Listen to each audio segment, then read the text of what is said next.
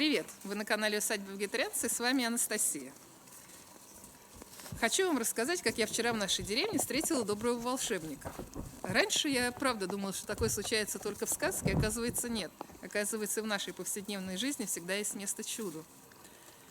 И еще я хочу показать одно поле, площадью где-то 7-8 гектаров. Его я хочу прирезать к территории, которая есть у меня в настоящий момент. И рассказать, что я на нем собираюсь делать и как это поле использовать. Сейчас у нас уже около 12.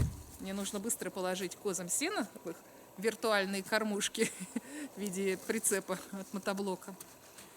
И пока они будут гулять, я вам расскажу все наши новости.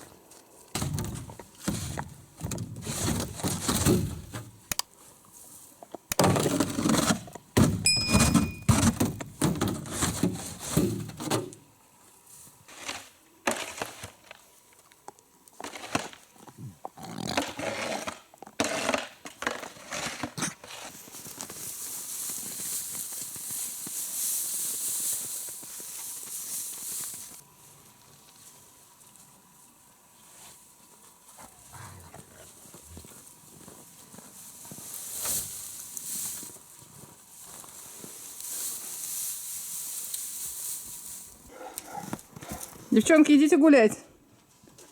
Пошли гулять.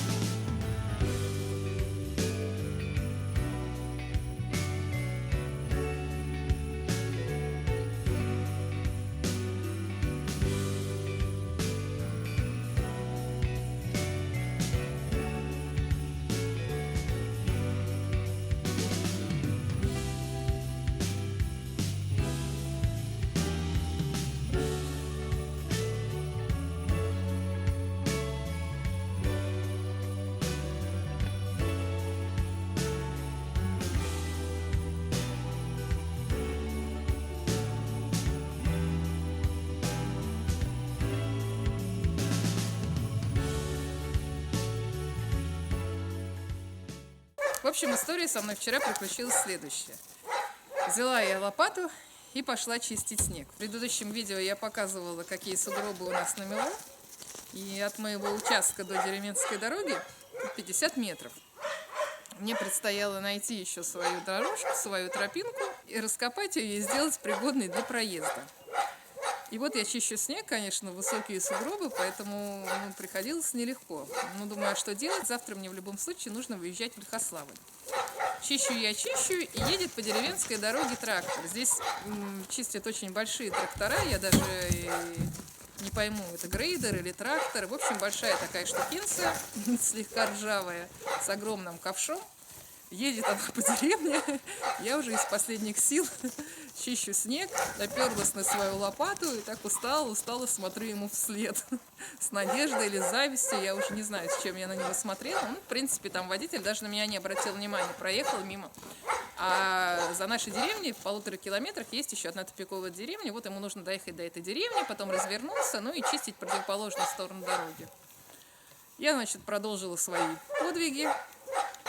И вот едет трактор в обратную сторону. Я, видимо, совсем уже выглядела жалко. Такая одинокая женщина в поле с лопатой. Хорошо, что не с косой. Когда он доехал до моего участка, он сворачивает с дороги резко и врезается в сугробы мои. Я даже не знаю, где он, в принципе, среди вот этого однотонного белого ландшафта просто увидел мой заезд. Он начинает расчищать заезд. Просто человек меня не спросил ни о чем, нужно ли мне помочь, не нужно. Он не остановился, не сказал, давай ты мне заплатишь деньги, я тебе расчищу дорогу.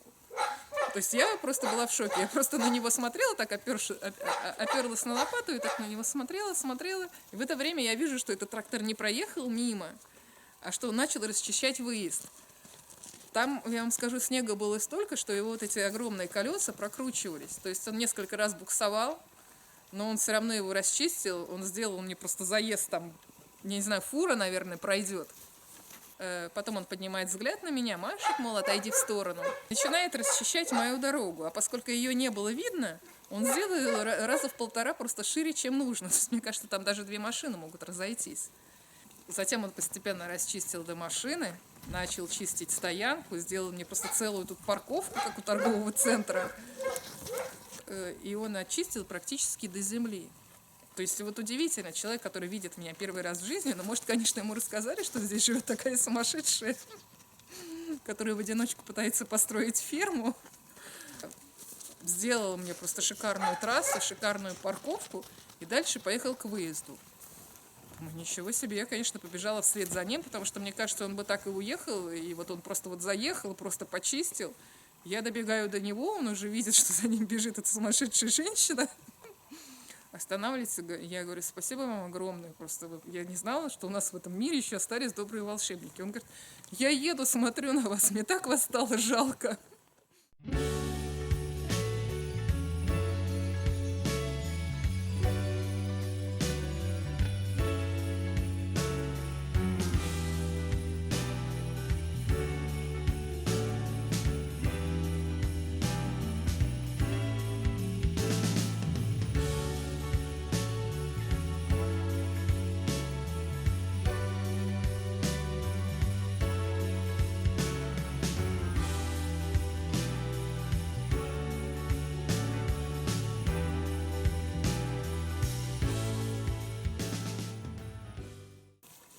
У коз закончилась вода, сейчас я схожу на колодец, налью им свежей воды. Козы, когда едят сено, пьют много воды, гораздо больше, чем летом. А потом я вам покажу поле, оно граничит с моим участком. Я надеюсь, что его прирежут к моей земле. И расскажу, какие у меня планы по его использованию.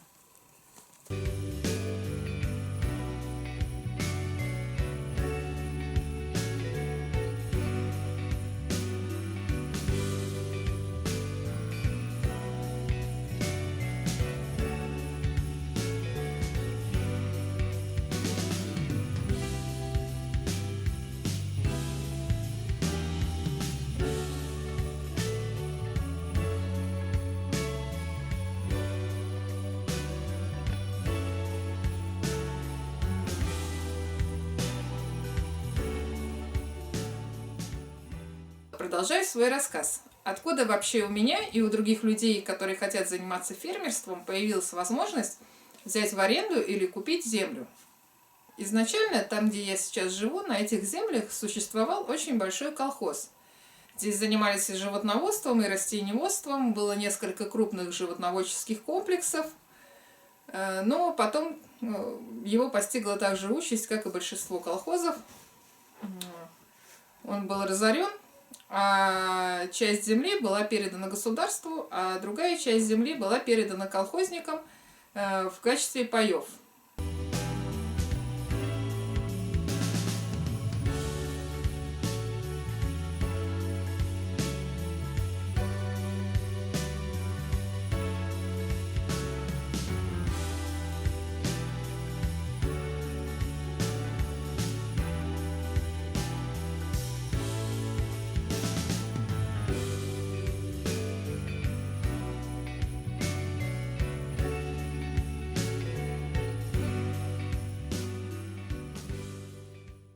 Что можно делать на этой земле? Эта земля сильно поросла ивой и березой и елью.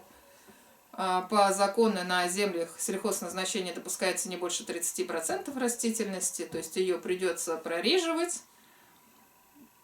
Часть я земли могу использовать под пастбище, а там, где останется лесистая часть, у меня есть планы попробовать выращивать грибы. Я не знаю, что из этого получится, опыта у меня совсем нет. Но там молодой лесочек, как раз березы, ели, и в естественных условиях я там собирала подберезовики, подосиновики. Поэтому есть надежда, что если попробую туда подсадить грибницу, то что-то из этого может хорошее получиться. Надеюсь, это видео было интересным для вас. Спасибо за просмотр и до встречи в следующем видео.